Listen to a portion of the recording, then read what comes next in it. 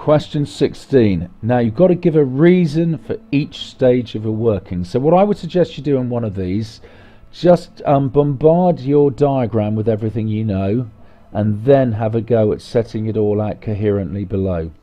So really your only way into this question was to appreciate that this angle DAP is the same as angle DBA using the alternate angle theorem. Okay, if you didn't know that, this question was pretty inaccessible really. So that's 39 degrees.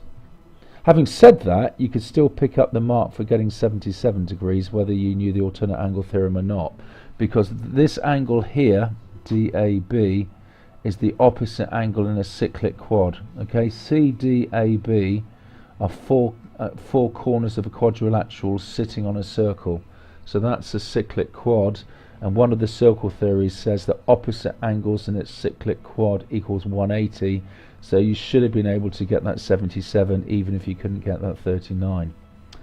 Okay, now once you've got those two, obviously working out x is easy because angles in a triangle. So setting that out formally, we need to say that angle DBA, so note the terminology, going from D to B to A, so basically the angle here is 39 degrees using the alternate angle theorem.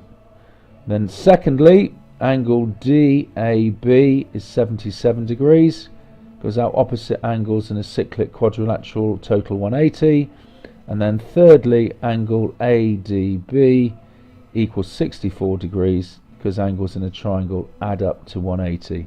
Now for each of these three, you've got to put a sentence underneath explaining the bit of maths that you've utilized, not the calculation. Do not go and write down that it's 64 because it's 180, take away 77, take away 39. That's explaining the calculation.